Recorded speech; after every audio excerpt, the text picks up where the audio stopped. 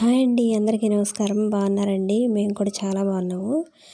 ఈరోజైతే నేను పచ్చిమిరపకాయలు ఉన్నాయి కదండి, వాటితో అయితే బజ్జీలు చేయబోతున్నాను. ఒక 10 పచ్చిమిరపకాయలు అయితే తీసుకున్నానండి. అంటే ఇవి బజ్జీలు వేసే మిరపకాయలు కాదు, మామూలు మిరపకాయలు. అందులోనే కొద్దిగా లావుగా ఉన్న కాయలు వాటికి తీసాను.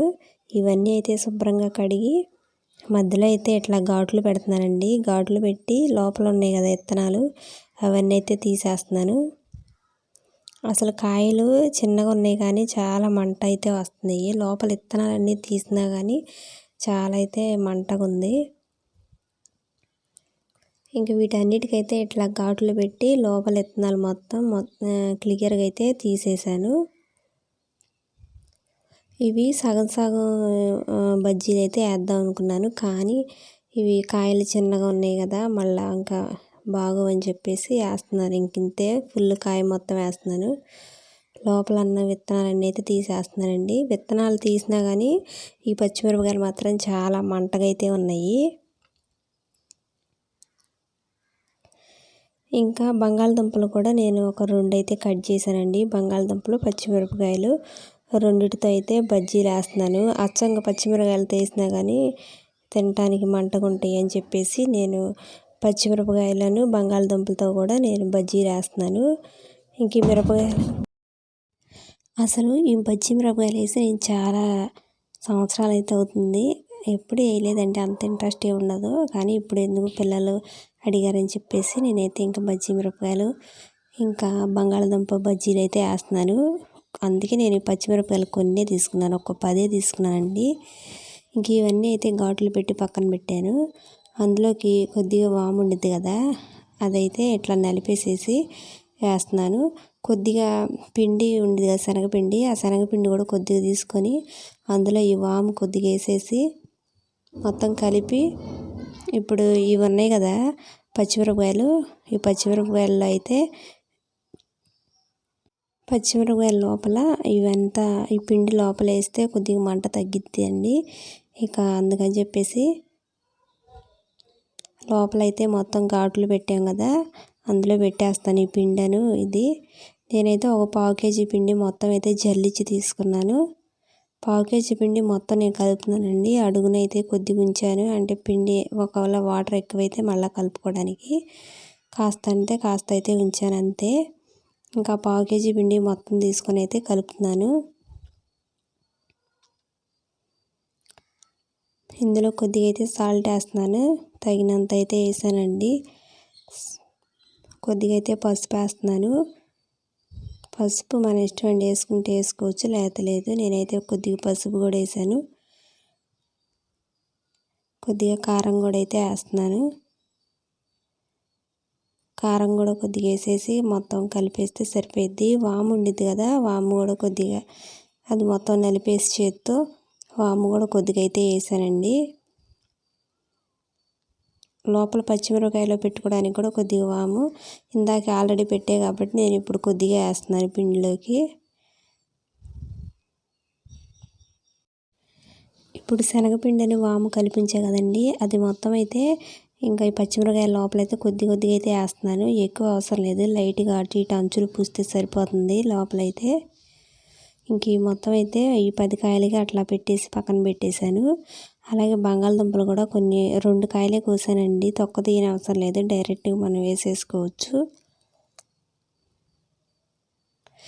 ఇట్లా చేసినా కానీ చాలా మంటగా అయితే ఉన్నాయి. విత్తనాలు తీసేసినా కానీ మంట అయితే తగ్గలేదండి అసలు ఈ కాయలు. ఈ మొత్తం పిండి అయితే తీసుకున్న పిండి సరిపోయింది ఇంకా అందులో పెట్టడానికైతే. ఇలా మొత్తం అయితే స్టఫింగ్ లాగా పెట్టేసి పక్కన పెట్టాను. ఇంకా పిండిలో అయితే మొత్తం ఒకసారి ఉత్త పిండి కలుపుకొని కొద్దిగా నీళ్ళు పోసుకుంటూ అయితే కలుపుకున్నాను. ఎక్కువ టైం ఏం పట్టదండి, ఒక 5-10 నిమిషాలు అయితే ఇది బాగా ఎక్కువసేపు కలుపుకుంటే సరిపోతుంది. ఇంకా 5-10 నిమిషాలు చాలు. ఇట్లా పిండి అంతా కలిపేసానండి. మనం కలిపేటప్పుడు అర్థమైద్దిలే ఎన్ని నీళ్ళు పడతాయి ఏంటని. మరీ లూజ్గా కాకుండా మరీ గట్టిగా కాకుండా మీడియంగా అట్లా సరిపోయిద్ది. బజ్జీలు వేసుకోవడానికి వీలుకైతే పిండి కలుపుకుంటే సరిపోతుంది. సోడా ఉప్పు ఏమి వేయలేదండి, అవి ఏం అవసరం లేదు. ఒకవేళ సోడా ఉప్పు వేసినా కానీ నూనె ఆయిల్ అయితే ఎక్కువ పీల్చిద్ది. ఇంకా నేనైతే సోడా ఉప్పు ఏమీ లేదు, ఓన్లీ శనగపిండి, ఉప్పు, కారం, పసుపు, వాము వేసాను అంతే. ఇవి వేసుకొని చేసుకున్నా కానీ మెత్తగా సాఫ్ట్గా బాగానే వస్తాయి బజ్జీలు అయితే. ఇంకా నేనైతే మాత్రం పిండి ఒక 10 నిమిషాలు కలిపాను ఇట్లా. ఇదిగోండి ఇట్లా కలుపుకుంటే చూడండి పిండి సాఫ్ట్గానే అయిపోయింది. ఇట్లా కలుపుకుంటే సరిపోతుంది, మరీ గట్టిగా కూడా అవసరం లేదు. నేను ఇందాక కొద్దిగా పిండి కూడా ఉంచాను, మళ్ళీ ఒకవేళ లూజ్ అయితే కలుపుకోవడానికి. నేను ఇంకేం కలపలేదు, ఇట్లా సరిపోయింది నాకైతే.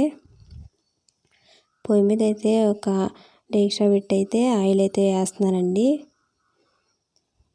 బంగాళదుంపలు కూడా కట్ చేస్తున్నాను, తొక్క ఏం తీయట్లేదండి, ఇంకా పలచగా అయితే కట్ చేస్తున్నాను. ఇవి మరీ పలచగా కాదులే, కొద్దిగా అట్లా మందంగానే కట్ చేశాను. మరి పలుచుకున్నా కానీ బాగా రాదండి.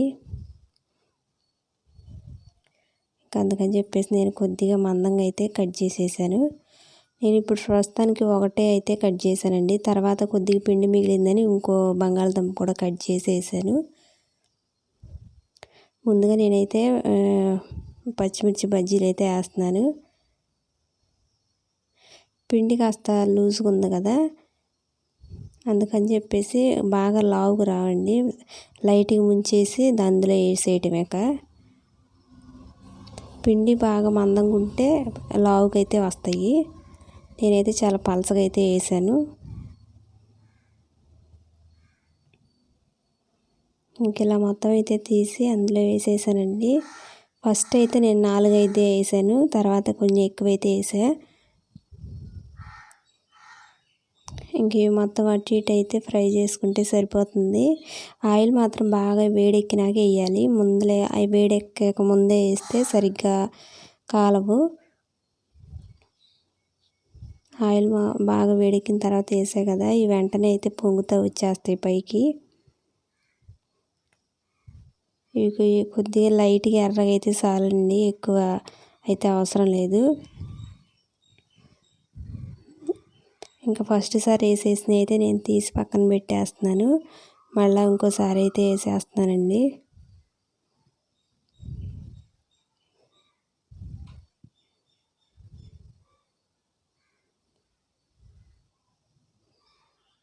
ఇట్లయితే మొత్తం వేసేస్తున్నాను. ఇంకా మిగిలిన పచ్చిమిరకాయలన్నీ ఇంక నేను ఇప్పుడైతే వేసేసాను. ఫస్ట్ సారి కాబట్టి నేను కొద్దిగా వేసాను ఫస్ట్ వేసేటప్పుడు. ఇప్పుడైతే మిగిలిన పచ్చిమిరపకాయలు మొత్తం వేసేసి ఫ్రై చేసేస్తున్నానండి. టేస్ట్గా అయితే చాలా బాగున్నాయి, కాకపోతే పచ్చిమిరపకాయలు కాస్త మంట ఎక్కువగా ఉన్నాయి. ఇంక ఇలాగైతే బజ్జీ మిరపకాయలు మొత్తం వేసేసానండి. ఇంక ఇవి కొద్దిసేపు ఇట్లా ఫ్రై చేస్తే సరిపోతుంది. ఇంకా బజ్జీ మిరపకాయలు అయితే వేసేసాను, బజ్జీలు అయితే వేసేసానండి. ఇంకా బంగాళదుంపలు ఉన్నాయి కదా, ఇవైతే వేస్తున్నాను. ఇవి మొత్తం అయితే పిండిలో ఒక 5-6 వేసి ముంచి ఇక అందులో వేసేయటమే.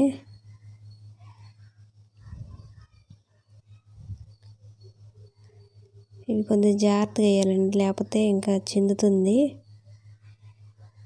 ఇవి కూడా చూడండి పొంగుతో అయితే బాగా వస్తాయి.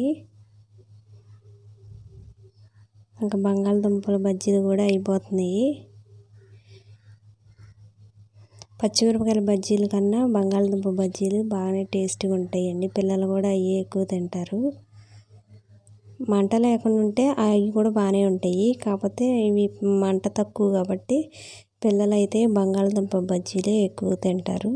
ఇంక ఇవన్నీ అయితే ఫ్రై చేశాను, ఒకేసారి ఎక్కువ వేసేసానండి నేను. ఇంకా కాస్త పిండి ఉంటే ఇంకోసారి కూడా వేసేసాను. ఈ ఫస్ట్ సారి వేసిన బజ్జీలు అయితే బాగానే ఫ్రై అయినాయి, మరి మాడిన దాకున్నా బాగోవు. ఇంక ఇవన్నీ అయితే తీసి పక్కన పెట్టేస్తున్నాను. స్మెల్ అయితే చాలా మంచిగానే బాగా వస్తుంది అసలు, బాగా ఫ్రై అయినాయండి. ఇంక ఈ బంగాళదుంప బజ్జీలు అయితే తీసి పక్కన పెట్టేస్తాను. ఇంకా మిగిలిన పిండి ఉంది కదా, కొద్దిగా మిగిలిందండి, ఇంకో బంగాళదుంప కట్ చేసేసి నేను ఇంకోసారి కూడా వేసేసాను. మొత్తం 3 సార్లు అయితే వేసానండి, 3 వాయిలు అంటారు కదా, అట్లయితే వేసాను.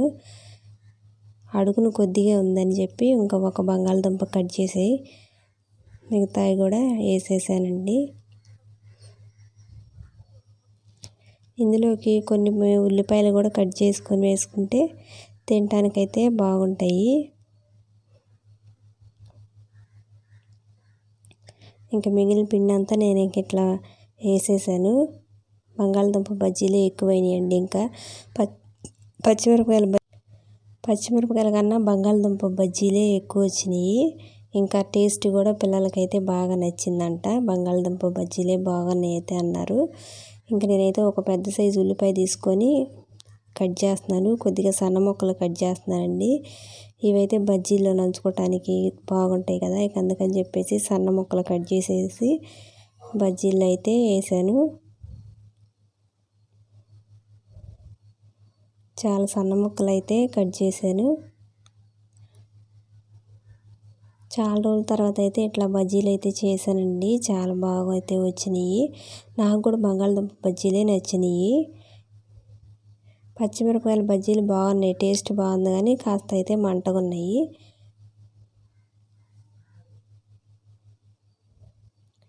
ఇంకా ఉల్లిపాయలు అన్నీ అయితే తీసి బంగాళదుంప బజ్జీలు అయితే వేసేస్తున్నాను. ఈలోపు నేను మిగతా వేసా కదా, అవి కూడా అయితే ఫ్రై అయిపోయినాయి. తీసి అయితే పక్కన పెడుతున్నాను. అంతేనండి, టేస్టీగా ఉండే పచ్చిమిర్చి బంగాళదుంప బజ్జీలు అయితే రెడీ అయిపోయినాయి. ఎంతసేపు పట్టదు, పిండి కలపడం కూడా ఈజీయేనండి. ఒక 5-10 నిమిషాలు అయితే కలిపేయచ్చు. ఉడకటమే బాగా హైలో పెట్టకుండా మీడియంలో పెట్టి ఉడికిస్తే అప్పుడు మాడకుండా బాగా అయితే వస్తాయి. ఇంకా నేనైతే ఒక బజ్జీ మధ్యలో కట్ చేసేసి నేను తిని చూస్తున్నాను ముందర. పచ్చిమిరపకాయ బజ్జీ కొన్ని ఉల్లిపాయ ముక్కలు అయితే వేసుకొని తింటున్నాను. చాలా టేస్టీగానే చాలా బాగున్నాయండి.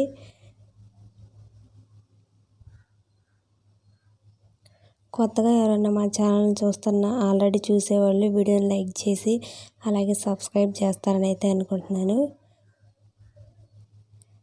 బజ్జీలు అయితే చాలా టేస్ట్గానే చాలా అయితే బాగా వచ్చినాయి. అంతేనండి, వేడి బజ్జీలు అయితే రెడీ అయిపోయినాయి. బంగాళదుంప బజ్జీలు కూడా ఇంకా టేస్ట్గా ఉన్నాయి. ఇందులో పిల్లలు తినడానికి కొన్ని ఉల్లిపాయ ముక్కలు అయితే వేస్తున్నాను. ఎవరు ఇష్టం వచ్చిన వాళ్ళు తింటారు. చూడండి ఎంత బాగున్నాయో. అంతేనండి ఈరోజు వీడియో. మరొక మంచి వీడియోతో మళ్ళీ కలుద్దాం. బాయ్.